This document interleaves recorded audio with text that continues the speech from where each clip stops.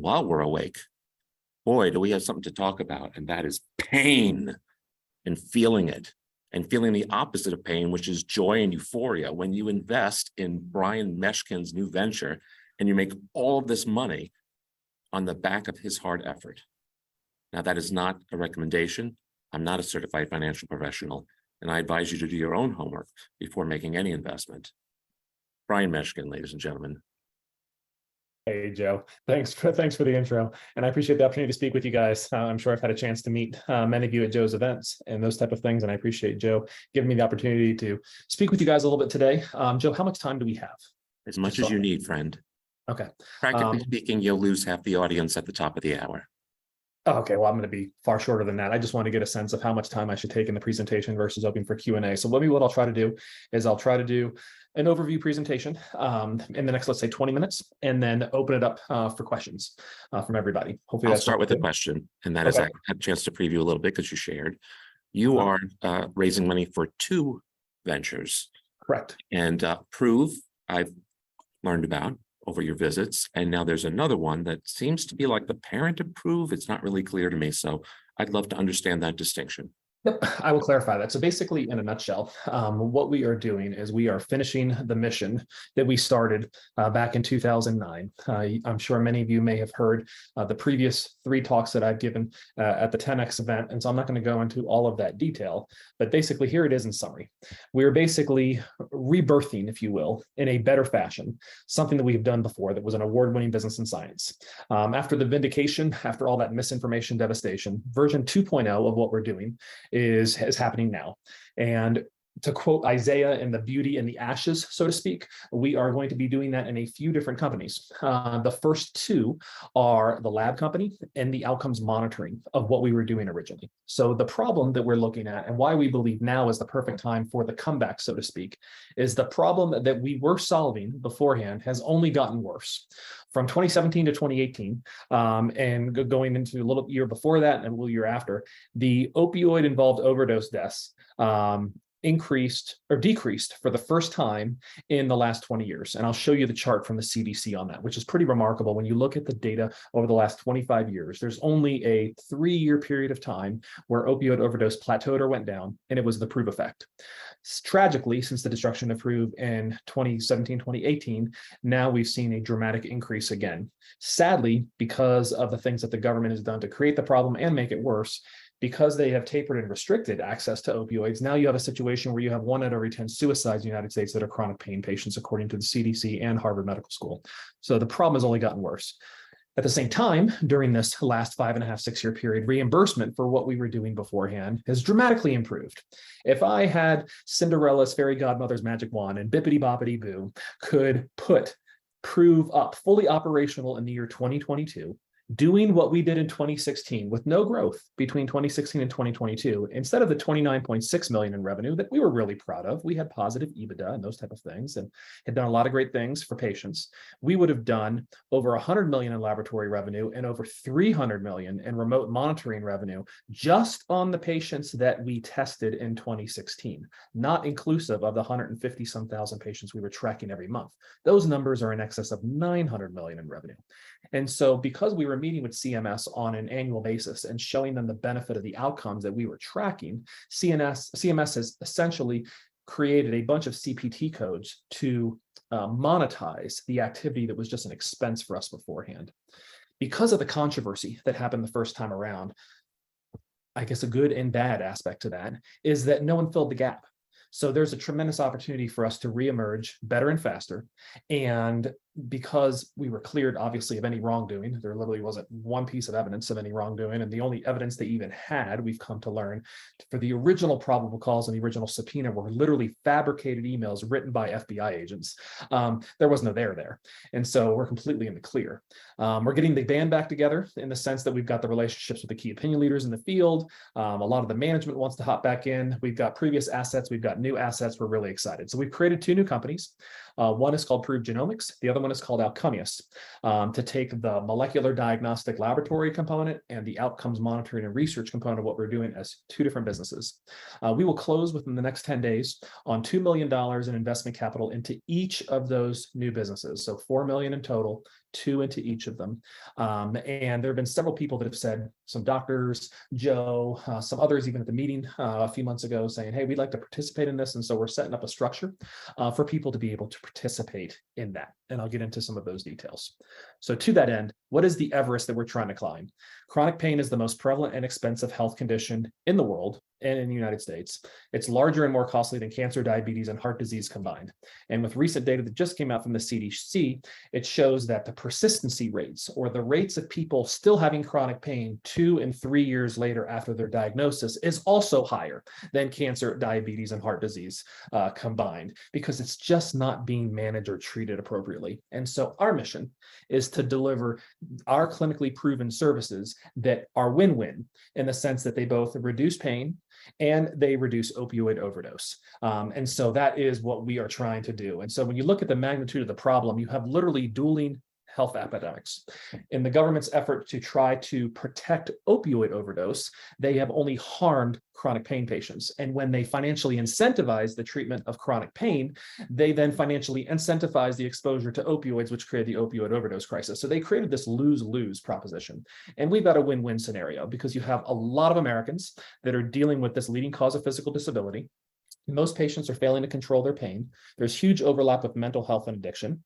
More people are addicted to and die from opioids than all the other illegal narcotics combined. It's the leading cause of adult injury death and teenager death in the United States. It's continuing to increase.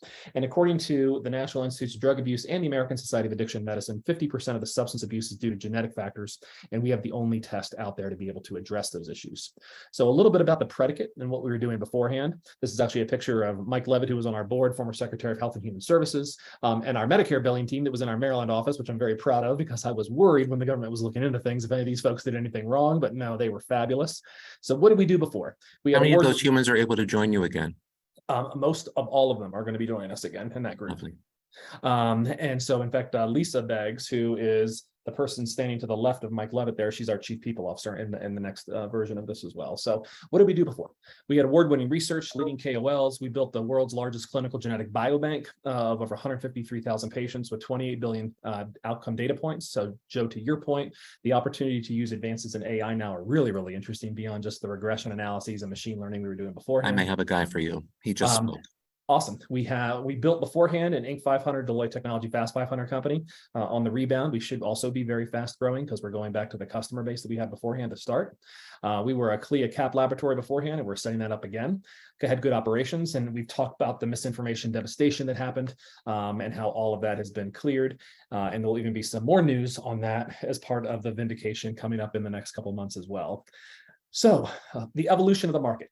If you look at what we were doing in version 1.0, so to speak, we were ahead of our time for all intents and purposes. We were only making revenue on the 28 different tests that we had one time on a patient. And so to that end, we had 28 different profiles, thousands of genetic markers being tested in combination with phenotypic variables, and we made one and done.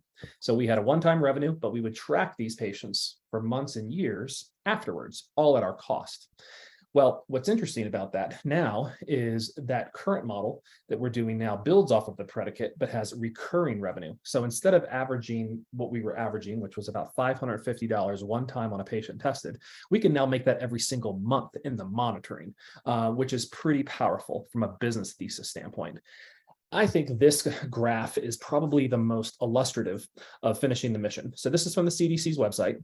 And when you look at the curve, the only time that there's been a decrease or a bending of the curve was during PROVE. Without PROVE, it's only increased, and the 2022 data, though it's not published on the CDC website, has been released in a press release by the CDC, and that number is over 100,000 deaths in the United States. So if you look at that 80,411, it's like 106,000 in 2022, which is really, really tragic. So what we're doing at the onset is we're parlaying our senior leadership team across both companies to get to cash flow positive status, which will happen in month 6 in one and month 8 in the other.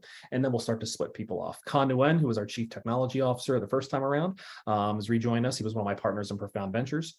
Eric Frank is going to be the CFO/COO in this parlayed situation for the companies. Lisa Beggs, who I talked about beforehand, is our chief people officer. Milan Patel, who is our chief medical officer.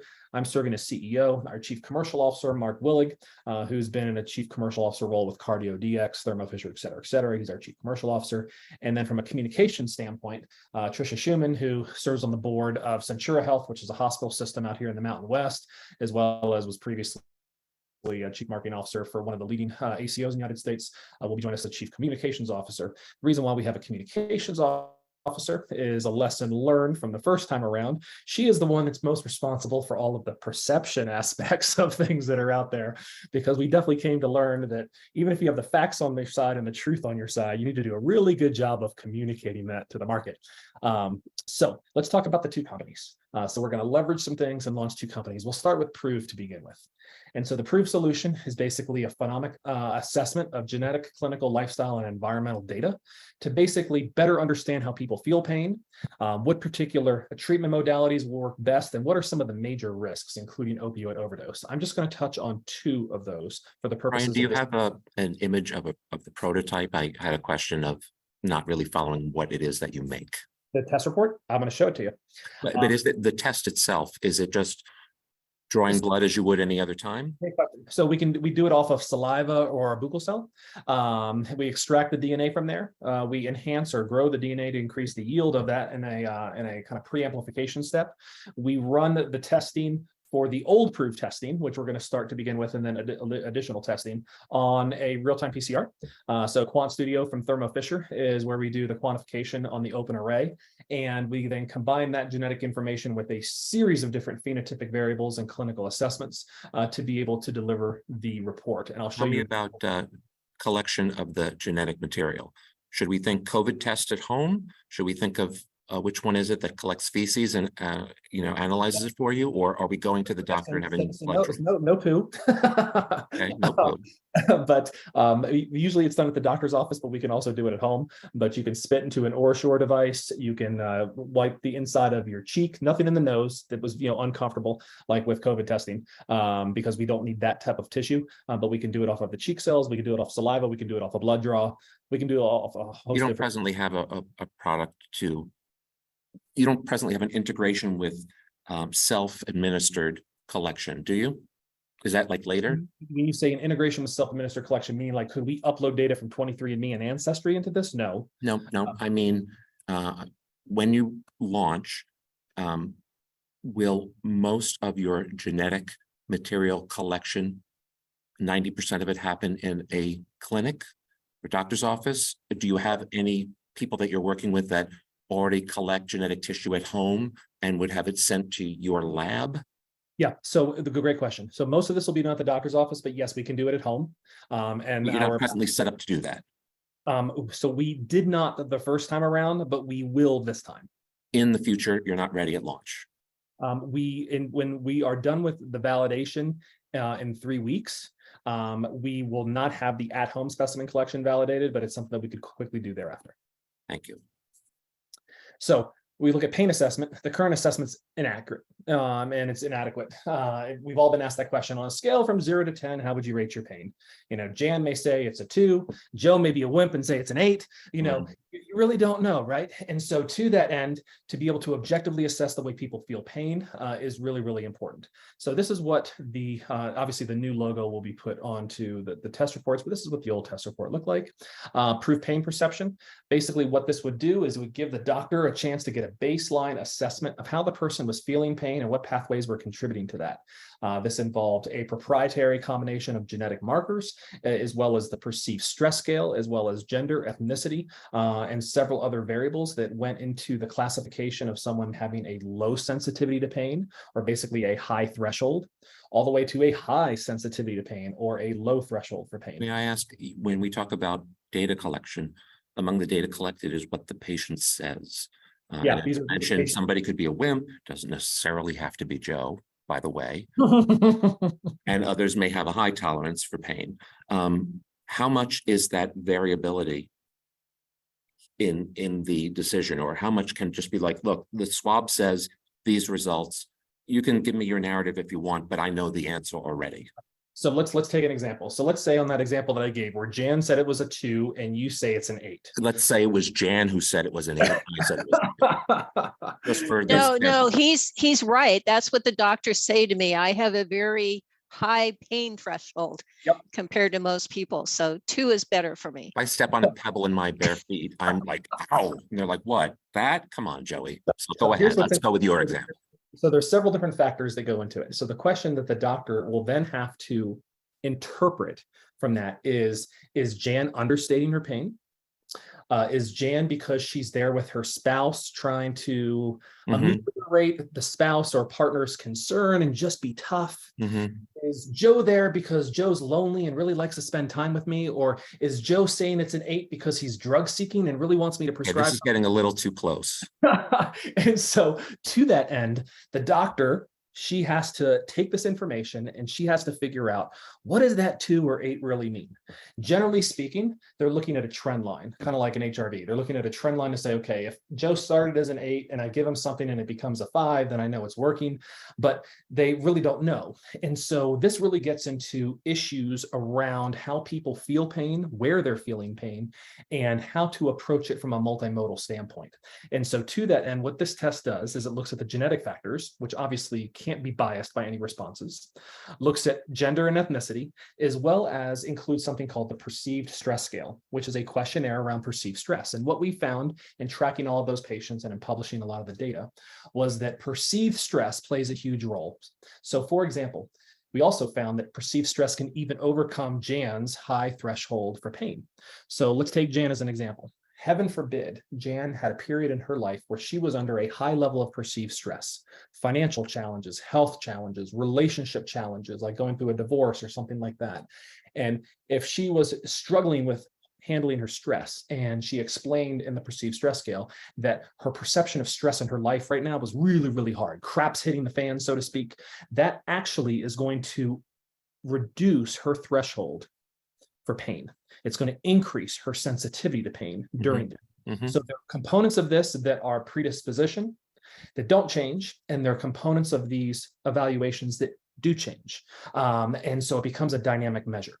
And so at the time that the assessment is initially done, you get a snapshot in time, but we update that over time, which was hence the tracking and the monitoring to that end. So in a given situation, Joe says that he is a 2, or says he's an 8, and we test him and he is a high perceiver of pain. He's genetically predisposed. Not that he's a wimp. It's not that he complains a bunch, but that he feels pain far more than the average person does. The MRI may not show substantial damage, but his brain feels ouch more than the average person. Could be due to genetic predisposition, could be due to the fact that genetically he's average when it comes to pain perception. So he's going to give you an accurate 0 to 10, but he's saying it's an 8 because he's going through some major stress in his life right now. And so if that the assessment and report shows that, you're going to handle Joe differently if you know that stress is driving his perception of pain versus other things. And so that's what this allows for. And so to that end, we've published in very good journals around the genetics, around the perceived stress scale, around a host of different things, the different components of the algorithm, so to speak. Because people can talk about big data, they can talk about AI, they can talk about all those things, but at the end of the day, as a math person, it's always a function of garbage in, garbage out. Science and medicine has changed over 3,000 years. It has. The things that we did 3,000 years ago are very different than what we do today. But the algebra and the calculus that was invented by the Persians in the Persian Empire is still exactly the same. So math is math. It is stable. And so to that end, that's what we use for these various different factors in the equations. From a clinical utility standpoint, we've also answered the question around so what, which is, okay, so it's accurate. So what? What does a clinician do with this information, and does it result in better outcomes?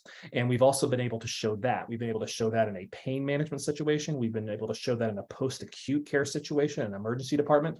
And we've also been able to show it associated with degenerative disc issues or those type of things that would emerge over time. So that gives you a sense of proof pain perception. With prove opioid risk, the current assessments for opioid risks are almost as silly as the 0 to 10 scale or the smiley faces and frowny faces. In this situation, they literally ask people to answer a questionnaire honestly about whether they're going to lie about their medications. And so big shocking surprise, you're not getting very accurate assessments of opioid risk. And so the prove opioid risk assessment combines a series of genetic markers, as well as some things that are pulled out of the EMR, as well as a questionnaire of the patient, to combine those things to stratify risk. And based upon whether someone is naive or just starting opioids, or whether someone is currently on opioids, there is an interpretation and report as to what the clinician should do. So to that end, from an accuracy or clinical validity standpoint, we have published data that shows that it's up to 96.7% accurate in that ability to stratify beyond the sensitivity numbers that are here, the 95.2, 93, and 94.5. The area under the curve analysis, which is a much better ROC curve type situation for a predictive algorithm, shows very, very high. From a clinical utility standpoint, which is the so what, again, how does this result in better outcomes? Well, obviously, if you're amongst within our database, the 12% of people who are at high risk for misusing opioids. For those people, if they're currently on opioids, we've proven that we can move them off of an opioid and get statistically significant the same pain relief. So we eliminate the risk, but don't scare them to death and think, oh my gosh, I'm going to lose my pain relief and become one of those 1 out of 10 suicides in the United States that blow their brains out. But no, we're able to move them over and get them onto something that works just as well, and we don't have the risk, or we're able to prevent them from ever getting on the opioid in the first place and going down that dangerous spiral. At the same time, for those people that it's safe to give opioids to, because opioids are an inanimate object. The media has demonized these things like they demonize a lot of inanimate objects. But at the end of the day, opioids in the hands of the wrong person cause problems, and opioids prescribed, monitored by a doctor appropriately in the hands of a patient that will respond to them are great. And so to that end, we are able to drive better outcomes with regards to pain management because it's rational decision-making instead of the decision-making that you see by lawyers and legislators. So Mark, you have something? Yes. Does someone have a question? Yeah, Go ahead, Mark. yeah. Hi, Brian. I mean, I appreciate all of this that you're putting together. This is much more of a holistic approach to healthcare, which should have happened a long time ago.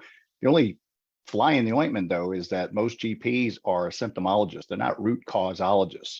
Right. Where are we getting the root cause of the pain to try and work with that so they don't need opioids, or if they need opioids, then it's specific to some sort of chronic or pathological root cause. Where's the root cause in all of this, I guess is what I'm asking. Before you answer, Brian, is it fair to say that Brian's not attempting to answer root cause? It is, you have pain, we need to treat it, and therefore outside the scope of what he's bringing to market. Is that a fair? Right. What I was getting at, though, is that this is absolutely necessary because doctors need this information for their patients to say who should go on opioids and who shouldn't. But it's still symptomology, though. So I'm just saying, is there any part of this that looks at root causology? Yes. So the short answer to your question is yes. I will get to that. I'm just giving you 2 examples on pain perception and opioid risk. But Mark, it's a great question. And what's interesting about it is because when you track these patients over a long period of time, you start to figure some of that stuff out. And what also becomes interesting, which will be other companies that we're going to launch out of this, is you find these very interesting pathways that have not currently been explored because most people see pain as a symptom, to your point. They see it as a symptom and they treat it as a symptom. And so the average chronic pain patient, if you think about the episode of care for someone in pain, and my wife's a chronic pain patient, I've seen this, obviously, speaking with many patients. You're hurt. Joe and I are out together playing tennis or something like that. And, my grip's off and I end up with tennis elbow and I'm hurting. I'm not going to run to the doctor. I'm going to go treat myself. I'm going to go home. I'm probably going to take 4 Advils, 800 milligrams, prescription level dose, and I'm going to start treating myself. After a period of time, there's going to get to a point, because I'm a lousy patient, where I'm going to say, okay, I've got to go into the doctor and figure out what's wrong. And so who am I going to go to? Just as Mark said, I'm going to go to the person who is an inch deep and a mile wide. I'm going to go to the primary care doctor to begin with, and they don't have a clue. And so they may prescribe something a little bit stronger. Maybe they're going to give me prescription ibuprofen at 800 milligrams. So I just take 1 horse pill instead of 4 small Advils. Or they may try something else. They're going to hesitate with opioids because of all the regulation that the government's put into place. And then I'm going to be subject to the lack of expertise in this primary care doctor referring me to a specialist. That specialist could be a orthopod, it could be a rheumatologist, it could be a neurologist, it could be a psychiatrist, it could be a physiatrist. You could go a bunch of different pathways. It is a fork in the road with a lot of teeth on the fork. And that navigation is guided by someone who has the least amount of knowledge. That gets into the other company that we're going to talk about, Alchemius, and being able to understand some of the root causes of what's happening and how we are able to get them to the right doctor and the right care, and then track and monitor those outcomes. We also think, based upon the data that we have, Mark, that we are going to be able to do this from a testing standpoint as well, beyond just monitoring the patient care and assessing them as to what direction they need to go to, because we've been able to find, for example, there's a particular class of oral oncology agents, oral chemotherapies that are molecular targeted, that are used in certain types of cancer, non-small cell lung cancer, et cetera, that we've been able to show actually are incredible analgesic agents if you have a particular genetic profile. So there's a lot of things that we're looking at because there are a series of pathways between where you feel pain on your body and the communication all the way to your brain where you feel the ouch, that are very complex between not only the brain, the spinal cord, the dorsal root ganglion, peripheral nerves. Is a very complex set of pathways that are there that we've mapped out that are far more complicated than the typical definitions of nociceptive, neuropathic, visceral, and mixed etiology, which are kind of like the 4 categories that people have for pain. It's far more complex than that. Our hope is we'll ultimately be able to get to where we are in cancer so that we're no longer identifying pain based on a geographic location the way we have traditionally done cancer. I have cancer in this part of my body or this part of my body. And now we've gotten to a point where we can genotype the cancer rather than talk about it by location, because we can understand that someone's lung cancer may be similar to their prostate cancer based on the genetic profile. That's what we're hoping to do with pain as well. And we think that will give birth to a series of tests that are more along the lines of what's in our pipeline around sequencing and DNA methylation rather than PCR genetic predisposition. Hopefully, Right, let me ask a oversimplified question. Let's say there are 20 reasonable ways to treat pain, very broad. Yes. When I take your test, are you going to basically be able to say, given this information, this is the one of the 20 that I recommend for Joe? Yes, if there was one that was most likely to work, but generally speaking, because pain is more complex than just a silver bullet, and to getting to Mark's point around some of the underlying causes, when we recommend a treatment modality, it's generally a multimodal approach. And so it may involve— Here are the 3 of 20 that he should use. Yeah, it could be 3 of 20, exactly. So it may involve a particular medication, a particular procedure involving a device, and cognitive behavioral therapy, hypothetically. Okay. So it's a multimodal type of approach, because the issue of pain is something that's far more complex than just feeling pain. What Mark is talking about, there's going to be an immune component, there's going to be a neurological component, there's going to be a functional component, there's going to be various different components to it that you have to address. There isn't a silver bullet. When we think about the slide deck that you present, and the slide that excites people the most, here's where we were, then we went away and things got worse, and we can now bring it down again. Is that period of we brought it down, people took the test, we were able to tell them which 3 of 20, and that's the magic? That's one component of the magic, which is this company. The other component of the magic is tracking the patients every single month, finding out the changes that are happening, finding out what's working and what's not working, relaying that information back to the clinician so that the adjustments can be made. And how will you monitor without taking diagnostic after diagnostic? Well, I'll get to that a little bit farther in the presentation here. Thank so you. if I can just punt on the answer to that question, and I will share that with you shortly. Fair enough. So we were able to show incredible cost outcomes, not only in reducing pain, but in reducing avoidance, if you will, of opioid overdose. And so our projections on the proved genomic side, on the lab side, is we believe we can get to what was year 3 revenue in year 2. Which I think is fairly reasonable, since we already have the customer relationships now and those type of things. And so our financing strategy is we are bringing in a $2 million Series Seed financing plus the convertible note. We're going to relaunch the initial kind of key profiles, and we're going to expand the platform into DNA methylation and sequencing to get to some of the underlying issues that Mark was talking about, so that we can get a little bit more focused than just talking about treatment, but we can actually get into some of the underlying causes. Obviously, we're launching operationally, expanding our IP. I'm going to continue with more and more publications. And unfortunately, because of the destruction that happened, we have the data from the biobank, but we don't have the specimens anymore. So we're going to go back to all of our patients because they all want their results. And we continue to get emails from people saying, "Oh, I need my results. I had such great response. I need to show it to my new doctor," those type of things. And we're going to recreate the biobank so we can use it for research purposes. We will hit over $5 million in EBITDA in the trailing 12 months by the end of 2024. And so We will expand our menu of testing. Obviously, we will continue to publish on cost savings. Our hope is to have some positive payer policy coverage decisions by then. And then with some of the folks that we work with through your organization, Joe, we're going to go down the pathway beyond just the LDTs that we had beforehand in the CLIA CAP laboratory, but actually pursue FDA approval on these things as well. And then ultimately, having poked this bear beforehand and gotten the wrath of the industry, the objective would be to either take this thing public and have a lot of money to fight that fight in the major leagues, or exit to a larger player in order to become the standard of care. We were on the precipice of being included in the guidelines with the American Academy of Pain Medicine. So we want to get back to that with the American Society of Interventional Pain Physicians, the American Academy of Pain Medicine, the American Society of Regional Anesthesia, et cetera, et cetera. Who are the major players if they aren't pharmacological? So the one that the bear that we poked last time, unfortunately, was Purdue Pharma. They came to our offices several times and those type of things. And then obviously they bankrupted and moved everything into Mundi Pharma in Germany to go worldwide with it. But I was shocked to find out how many pharmaceutical companies have royalty rights on opioids, including Pfizer, Merck, Johnson & Johnson, Lilly, Allergan, et cetera. And so to that end, a lot of them make money on the problem. And like most problems in pharma, they don't want to solve it. They just want to manage it with another medication. And so it's one of those things that we, again, are going to have to ultimately either have very deep pockets through an IPO or exit to a larger player who can fight those battles. Okay. So hey, Brian, sorry, real fast. What do you need approval from the FDA on? Where does the FDA come in? We don't need approval from the FDA, but we want to pursue it because we know, based upon some of the precedent that's there, that now the market's evolved to a point in time that it will help us with reimbursement. And so there's certain payers that, if it is approved by the FDA, actually now will reimburse at a higher level, which is nice. We also want the credibility of it. We want the credibility of it. So the algorithms, and it would be, a 510K type situation.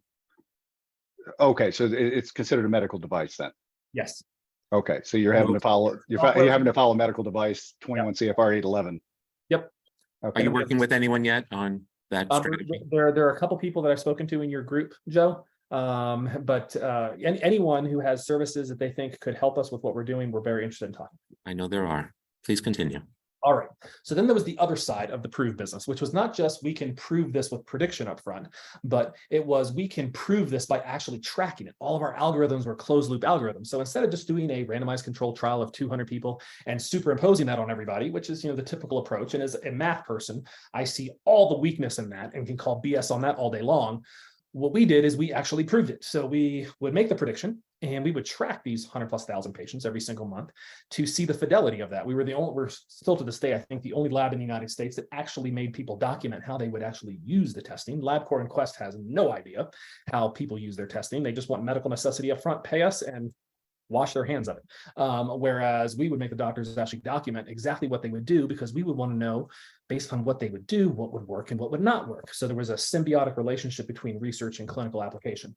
That is in this new company called Alcumius. The reason why is CMS and now some private payers are paying for that tracking and monitoring of patients. And so we don't need just to do it for prove, we can do it for a ton of people. In fact, we're about to close a deal where we're actually going to be doing this for some fairly large pharma companies. Can't mention the names, but if you think of the top 10, 3 of the top 10 that want to work with us because of the site management organization component of what we're doing. So it's this patent pending duality model, which basically says, instead of this weird situation we have in healthcare where we only do research in a controlled environment that looks nothing like reality, we do research all the time on these patients. So as we're tracking these patients and monitoring their outcomes and providing that information back to the clinician, we also are tracking all these people in IRB-approved observational studies with very well characterized participants for clinical trials that device, diagnostic, digital, and therapeutic manufacturers work with us on to be able to perform clinical trials, because we have the staffing, the technology, the processes all in place there.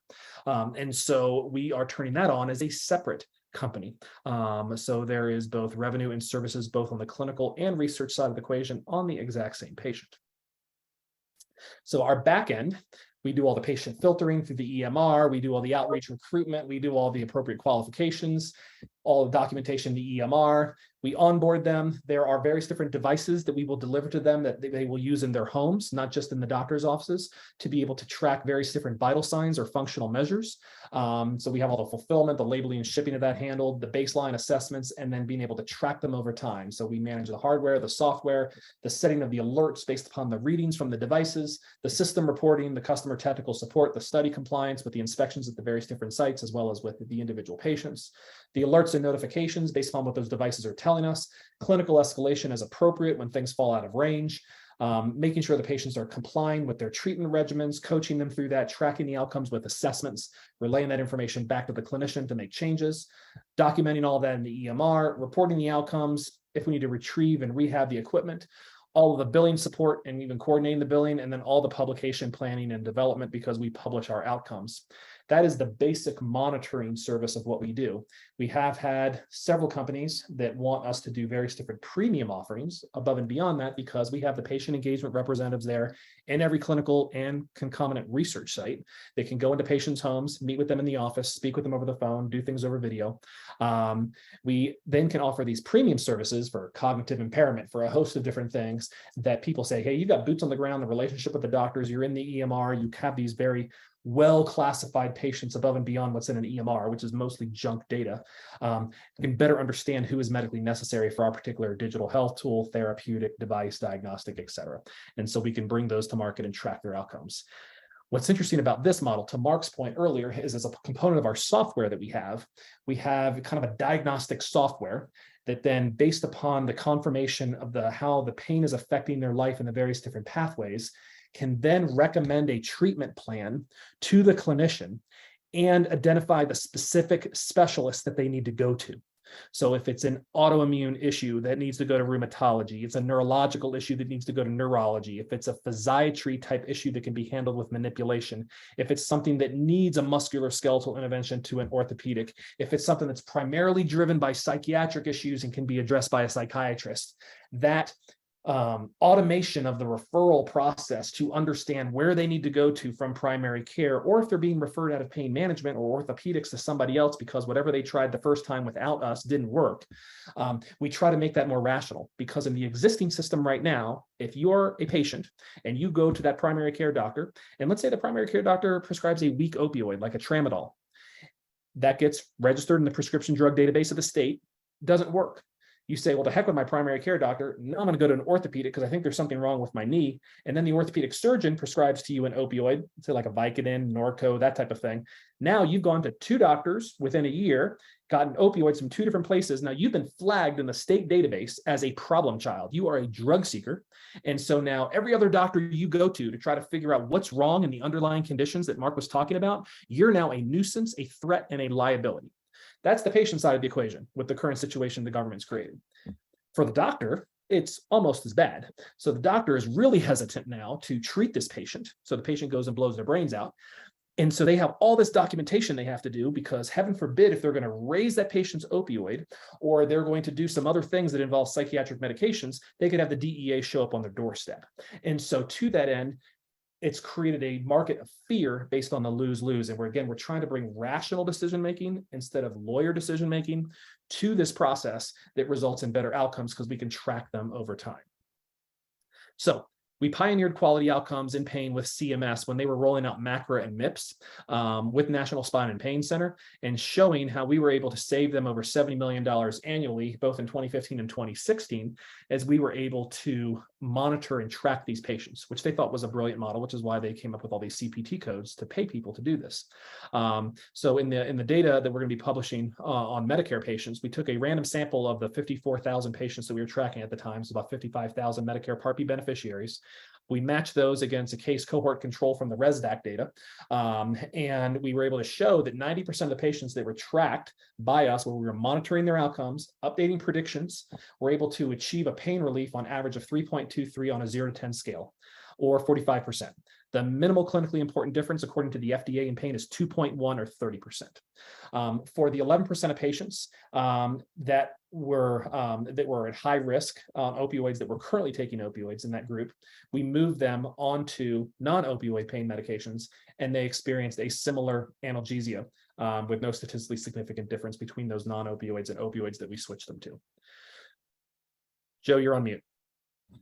Nicholas, I'm intrigued that Brian said that a whole bunch of CPT codes were introduced. Is it because of Brian they were introduced, or are there other enterprises out there working on this and so they needed to be accommodated? There are other enterprises out there in cardiovascular and diabetes and others that were doing these type of things. They weren't doing it the way we were doing it, but they were using remote monitoring using devices. Many of the medical device manufacturers have now put apps associated with their devices for the purposes of this with the advent of these codes. But the premise behind it was we've got to be able to track patients outside of the doctor's office in between those doctor's visits and keep them out of the hospital at the end of the day. So as someone seriously considering giving you money, my primary questions, and I know time is short, are how do you get adoption of the product? How are you going to get interest trial and all of that? That's one. And two is, what is the competitive framework? Because I'm listening to this with new ears like, oh my God, this is great. And then when you mentioned the CPT codes and there are lots of other people working on this, could the big boys crowd you out and you never get a chance to get out there? And the third question is, I'm still unclear if I gave you $1, if I should give it to Prove or Outcome US. Outcomes. You give it either, or both, however you want to do it. It's two different instruments, two different companies, but obviously they're going to be contracted together. And so we think we're going to have hyper growth through the restart and the new code. So if you look at the the revenue the first time around versus the revenue this time around, because we're able to have monthly recurring revenue, is just a beautiful thing. So specifically getting it into the places where people are using it. Right. So we're going to go initially back to our previous existing customer base because we have those relationships. That's a natural place for us to go. We will be launching a national sales force on the Prove genomic side because that has to be all W2 with ECRA and those type of things in November. And then we'll be doing that with Alchemius in the spring, summer months of 2024. Because we can go back to the existing customer base with our chief commercial officer and a few other people and myself, we don't need, because we had that reach in about 17 states, we can go back to, Hoag Orthopedic and National Spine and Pain Center and, what penetration did you have before? Penetration in the market was still very low. We were adding about 4,400 new patients a month being tested and then tracking is where we were. So if you think we were tracking about 153,000 patients in total, we had tested about 220,000 patients over the multi-year period. And you're dealing with 52 million people in the United States with chronic pain, according to the CDC a few months ago. That's a gnat on the back of an elephant. We barely touched the surface. But you're thinking that if you merely get back where you were before, that is a 6-month, year-long process? So I think we can do it faster than our projections, but I'm always one to make the projections conservative. So we have right now getting back to where we were beforehand in volume in year 3 of the projections. So basically what it took us to do in 4 years, we think we can do in 3 years. I'm surprised. I mean, that seems longer than I would have expected, given that you already have those relationships. That's not our internal forecast. That's our external forecast. That's fine. Okay, so what about the second question about CPT codes that I asked Nick? If Nick, you come off mute. Yeah, something that Brian said earlier that is absolutely correct is that generally speaking, reimbursement and FDA are separate things, and we've discussed that quite a bit. Yep. But I know of one cancer diagnostic company that said, you know what, we're not going to do CLIA. We're going to go after FDA approval for our diagnostic test, even though they would have been perfectly fine to do CLIA, quicker, easier, so on and so forth. They said, no, we're going to go actually get FDA approval. And then on the back of that, they got their own CPT code that went into effect in October, several months ago. So it can be a really clever way of doing it. And then it implants in the minds of the insurance companies who may not be working on an algorithmic methodology. They're humans that work there that go, oh, it's FDA approved rather than just CLIA approved. It kind of lends some gravitas to it. It's a smart way to go. January 1st, 2019 is when a bunch of these remote patient monitoring codes went into effect. I don't remember all of them. 99091, 99454, 99455, I think. Don't quote me on those, but these RPM codes that hospitals, physicians, insurance companies have become more comfortable with. They were nervous when they first came out and maybe still nervous now that they could run away And are we going to get billed 1,000 times a minute for these remote patient monitoring codes for no benefit? But if you couple that with good clinical evidence, like Brian has and is going to continue to make, then the insurance company's blood pressure drops a little bit and says, okay, look, if we get this CPT code for prove and we get this remote patient monitoring thing, okay, we're happy to reimburse that couple. So it's a good strategy. Thank you for jumping to this. Yeah, thanks, Nick. So basically, Joe had said, hey, at the meeting, there may be some people that were interested. There's a few people that have contacted me about it. So I just sent to Joe a convertible note type situation saying, hey, this is a way to participate in this round. And then Joe said, well, why don't you talk on our Friday call? And so, small minimum investment. We're not going to take in much money because this is, it's going to be very dilutive with a discount on the financing and those type of things. So the interest rate is not going to make much because it's going to convert fairly quickly. PFD Capital Partners is the one who's putting the $2 million in a Series seed structure into each of the companies, and we'll be closing on that imminently. And we've gotten good valuations, and we had to actually substantially discount what we think the valuations of the businesses are, just to make it a doable deal. But what does that 30% discount on financing mean? You give 10,000, and what does that mean? You're getting it at 70% of what you believe the present value is? So basically, as it converts, it converts, and you're basically getting a premium on the other money that's coming in of basically a 30% discount on that. Thank you. So, so this is kind of like a friends and family for people that want to squeeze in type situation, which is why I'm not taking much in on it. Because it's kind of punitive in its terms. But one of the things I learned, from the first time around, I funded it all myself. I was in a different financial position there, and fully diluted with options and warrants, owned 72.7% of the business. And I was trying to hold on to as much of it as I could. I wish I had not turned down, the $40 million investment term sheets that are being thrown at us left and right type situation, because we could have probably survived what we went through. And so, having a smaller piece of a bigger pie, and all the team feels that way is always a good thing when you can have people who are good people involved in what you're doing that have a vested interest and are going to try to help you succeed. So the question comes if you can split the 10 between the two. I suspect no. So ideally not, but if we want to, I can adjust the note and do that. Okay. Eugene writes, sorry you couldn't get up mute. He is an investor and an agile RTE for J&J MedTech. Don't completely understand his role, but if he wants to type more or whatever, he's welcome to do that. Yes, I'll answer him and just send him my email, and we can have a subsequent conversation. And I'll also throw it in the chat for everybody if they don't have it already.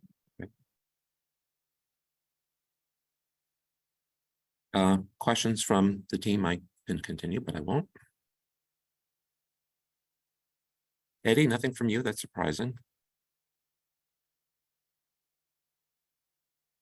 Sorry, hi, yeah. I came in late, so I missed a bit of the history on this thing.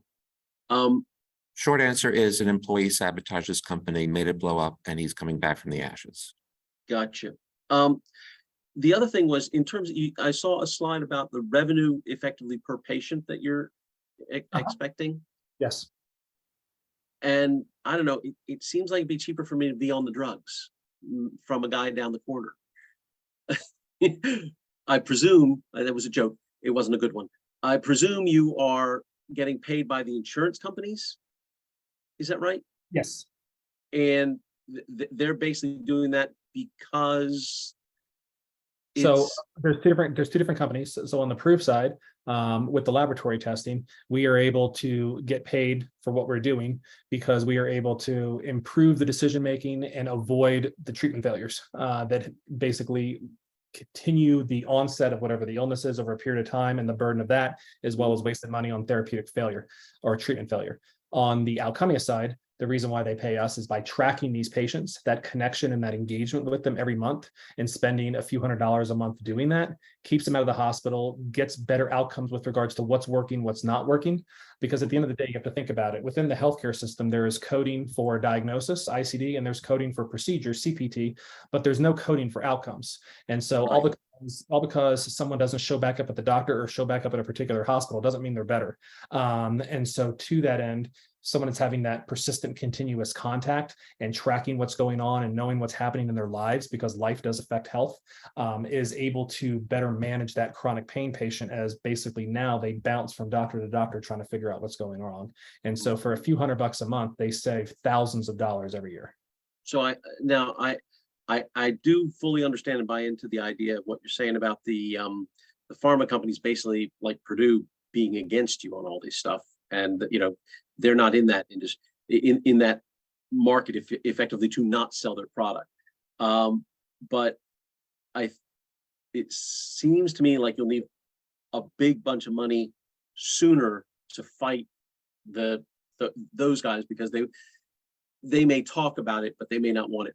That said, have you been talking to groups like Kaiser Permanente? Because what you've described, as much as I understand their business, fits with that model quite nicely. Yes. So we did a pilot the first time around with the Chief Medical Officer of Intermountain Healthcare, which is an IDN, not exactly like Kaiser as a staff model, but an IDN. Had great results. Nick's old shop, right? Yep, Nick's old That shop. doesn't happen to be how you met. Yeah, actually, we met through Joe, but yeah, Nick's old shop, and so we've done that. We've also met with Geisinger, in the middle of nowhere, Pennsylvania, and then we had some preliminary discussions in Southern California and in the Baltimore, Washington area with Kaiser. But yes, people that are interested in better outcomes and not making money on sicker people like what we're doing. So for example, one of the algorithms that we never commercialized that me as a Save the World type loved is we could predict failed back surgeries. And so we were sitting down with the CEO and CFO of a Dignity Health hospital in Nevada. I won't name names. And I'm giving this Save the World presentation about how we're able to do this and how this is going to be such a huge value and those type of things. And I literally had the CFO tell me, Brian, we make money on failed back surgeries. Yeah. We want to have as many failed back surgeries as possible to fill our beds. Now, when the time comes that we could become risk bearing in those back surgeries, then we would love your technology. And it was one of those, okay, well, I guess we probably won't work together right now. So it's just a function of, working with the people that are aligned. And that happens across payer categories. I started the first version of this business in workers' compensation because I wanted a longer timetable for the ROI before we went into private insurance and Medicare with Prove 1.0. And in the workers' comp situation, we would have literally get letters from applicant attorneys that are trying to drive up workers' compensation costs saying, I do not want any of my patients tested with your testing because we were containing costs. And they're trying to just, basically be a patient broker of these patients and take them everywhere they can to rack up their medical costs so they can retire on their workers' comp benefit. You have the same type of thing happens in personal injury. So there's a bunch of different perverse incentives that exist in the US healthcare system depending on who's paying the bill. But at the end of the day, we just have to align with people that are consistent with the idea of improving a patient's quality of life, reducing their pain, and reducing cost. Those are people that will like us, and people that don't want to do that will send us nasty letters. Mark wrote an interesting comment, and that is, hey, I'd like to sell you drugs, my drugs, and they're not opioids. How do you start those conversations? Great question. So we've had people reach out. Jeff at Centrexion, I spoke at a bunch of conferences with him the first time around, which is one of the kind of the leaders in looking at non-opioid pain medications. We think that the angle there is not only in using, let's say on the testing side, using our tests in clinical trials, but on the outcomes monitoring side from a compliance adherence standpoint, as well as identifying patients who would be candidates for their medications. So this time, instead of antagonizing pharma, which is what we kind of did last time, this time we're going to look at ways where we can partner with them, because obviously, whether it's the American Hospital Association, pharma as a trade association, et cetera, they're very, very powerful lobbies. And so we're trying to find ways where we can partner with them to make them money, but not compromise our mission. Last thing from me, because I know I sort of monopolize things a bit. When Joe asked me to talk, I'll talk. I knew it was a risk. Always a risk. I am based in the UK, and you are sounding very, very US centric. If I can be helpful, the NHS is very interested as a central payer. So, might be nice to have an offline conversation about that. Let's do that. Please reach out. The first time around, I was very, very focused in the US market. So you can tell a lot of my vernacular is talking about the US market, but bless their heart, as Purdue Pharma has taken Monday Pharma worldwide, you're now having opioid issues all over the world. And even though chemotherapies from a dollar amount are the most prescribed therapeutics in the world from a pill count standpoint. Pain meds are, and so to that end, we're going to go international quickly. Whereas I kept punting that, we had people in the Middle East and in China and in Singapore and in Ireland and, all over the place reaching out to us, Latin America last time. And I just kept saying, no, no, no, no, India, etc. This time we want to go international quickly. And if that means setting up or partnering with laboratories on the prove side to do that, we are definitely open to doing that. And on the outcomes monitoring side of things and that level of care and showing up in somebody's home and meeting with them in the office and those type of things, we are more than willing to go international with our technology and being able to do that. Actually, Brian, I lied. I have one more question quite off the wall, but again, where I think the NHS might be quite interesting. Could your technology apply to management of antibiotics? I have to think about that one. I don't want to give a knee-jerk reaction. Having launched antibiotics early in my career when I started in big pharma, I think short answer is yes, but let's talk about it offline. Yeah. But it would probably be a totally different company, but we could talk about it. Mm-hmm. I'm interested in what Eugene wrote. It went over my head, so I'm going to try to find him on LinkedIn so I can continue talking with him. But yeah, so Joe, I'm actually going to put, that's my personal email. You can send to my personal email, but if you send it to the Profound VC one, that works as well. Both hit my phone and my laptop, obviously, but would love to have people reach out to me and let me know if you're interested. Also, if you have particular services or connections and can help us in this important mission, would really, really, really love to have you involved. Anything else from friends? We got a nice job, Brian. I got a note that says I want to give him money. So it looks like you have maybe 2 buyers. I don't know if there are other more discreet folks on the call who will. Yeah, no, I've had several people just sending me direct things here, so that's wonderful. That's very kind. What a salesman. Take all my money. We had a great team do a lot of great things the first time around, and unfortunately got derailed, but we're going to come back stronger and better this time. So I'd give you some money, but I've got it all tied up in Sue Carr's thing, and she has some good news. Tell the team what you told me. We're 12 weeks from our first of many iterations for FDA 510K Class 2. And we just received a PCT. We have another patent we're going to be putting in for, I can't get into it yet because it's not there. I'm going to be rich, I tell you people. Yeah, 10x on your investment. Between Sue and Brian and some other things.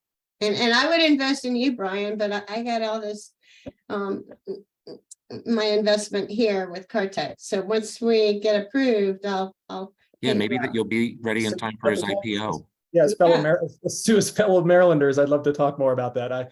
After going through the last 6 years, I've had not a situation personally to invest a lot more beyond just the things I'm invested in right now. But I did commit to Joe that we'll definitely sponsor these meetings going forward and those type of things because I love the community that Joe's put together. Just a great group of people. So I appreciate your guys' time this morning and letting me share with you a little bit about what we're working on. And hopefully, whether it's as an investor in a convertible note or as a partner, consultant, whatever it may be, love to figure out ways where we can do this together because I think that as someone who's been really close with a lot of these patients and these doctors, it breaks my heart to see what's happened.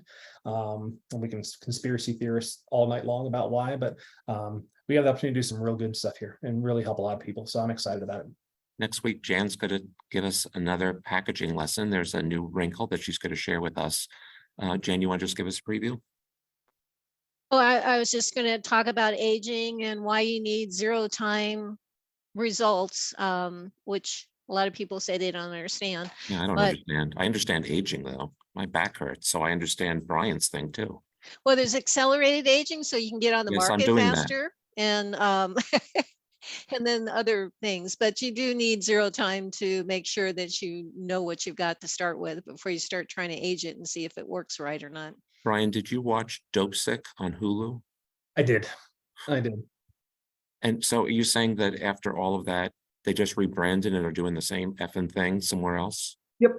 Well, the thing that's funny about it, and I've Funny? got What's lots of Dope Sick?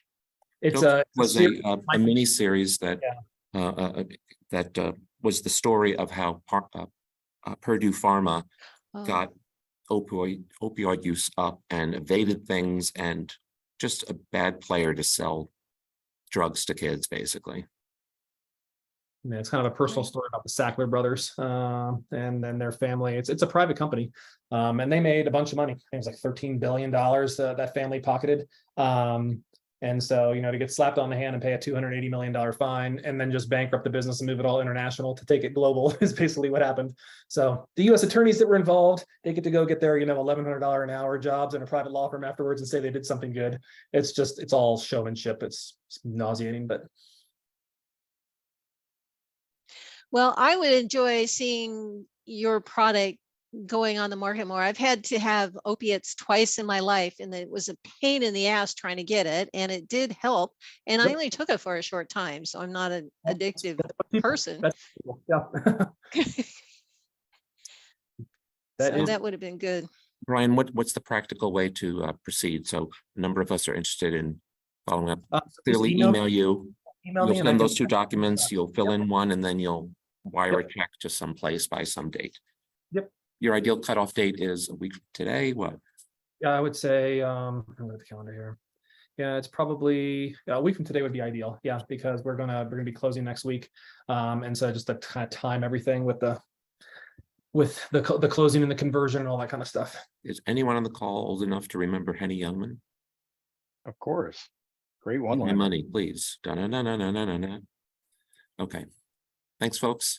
And thank you, Brian. And thank you for doing what you're doing. Wonderful. Appreciate it, guys. Thank you. God bless. I know. Luck.